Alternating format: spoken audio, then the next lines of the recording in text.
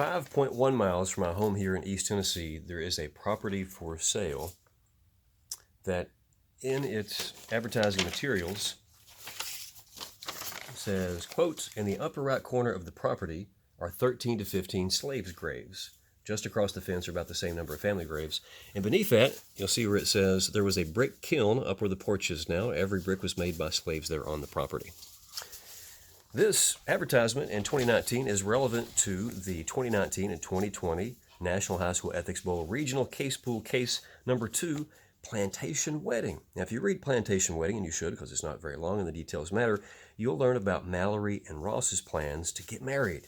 And you'll learn about their search for a venue to hold their wedding. And you'll learn about the very generous offer from their family to foot the entire bill and to luxuriously host it and to cater it and to take care of everything if Mallory and Ross agree to hold their wedding on a family plantation, a plantation that's been in the family since before the Civil War in North Carolina, a plantation that is objectively beautiful and the most beautiful location that Mallory and Ross have viewed so far.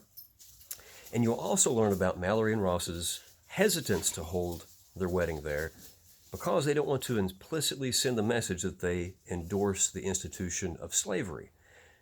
That's on the one side. On the other side, the financial benefits, they won't have to pay for anything, and also the familial benefits. It says in the case that the parents on both sides of the family would be very happy if they held it there. They're proud of the fact that they've maintained ownership of this property for so many years. They've kept it in the family. They're proud of the fact that it's so beautiful. I suspect they want to highlight it in the pictures and such.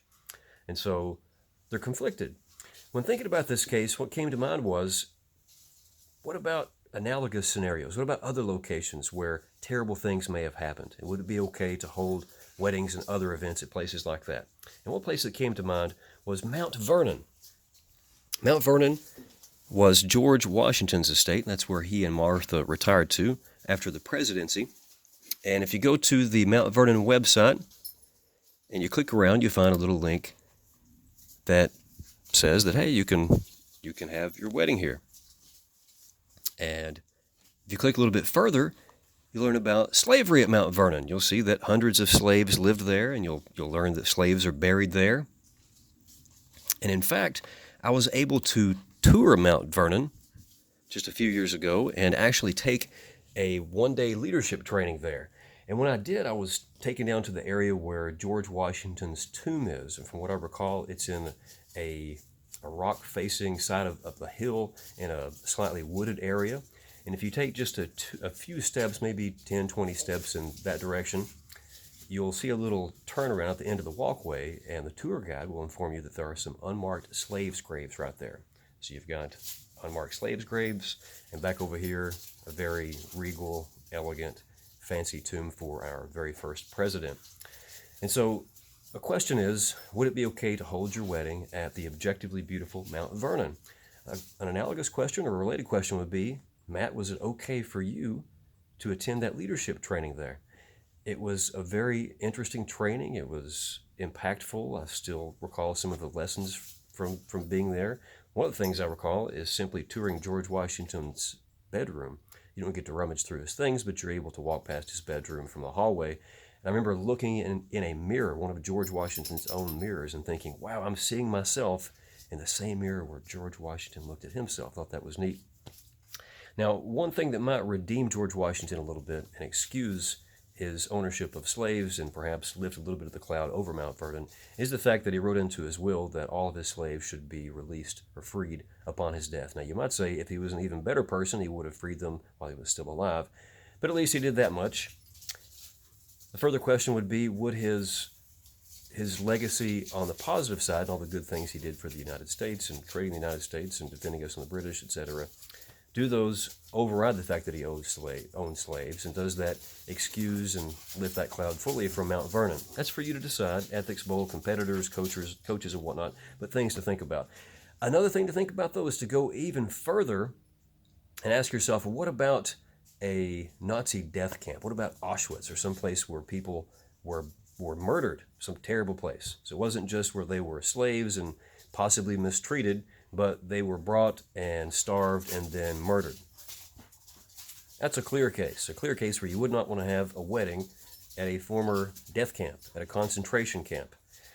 Surely to goodness, there's no place that offers this sort of service. So I went online and I Googled, and I found this article from the Jerusalem Post. How did a former concentration camp become a wedding venue in Lithuania?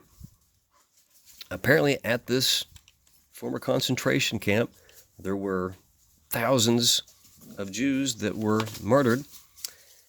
And if you go onto TripAdvisor, you'll see where different people have visited this place and left reviews. Interesting, this person wrote, "Crime against humanity were committed here," but then they gave it 5 out of 5. And if you go to the actual website, you'll see pictures of, yep, here's this interesting place. There's some chemistry. And if you click around further on the website, and I translated this page, you'll see that they apparently hold children's science programs here. They also do reenactments of different sorts. In this picture, it appears that there's a French soldier fighting against conquistadors. I'm not sure what's going on here. It looks like some of the crowd also has rifles, so a very interesting and odd place. I don't see anything at all that suggests actual weddings happen here, but apparently they do. This would seem to be a clear case of not only a distasteful, but on the side of unethical place to hold a wedding, because you're going to send the implicit message when you're smiling and having a good time at a death camp where apparently there's an unmarked grave somewhere nearby with thousands of massacred Jews. You're going to send the implicit message that you're okay with that sort of thing. So if you were to visit a site like this in a respectful fashion and tour it for its historical value and treat it with the respect and dignity that it deserves, that's one thing. But if you have a wedding party there, come on.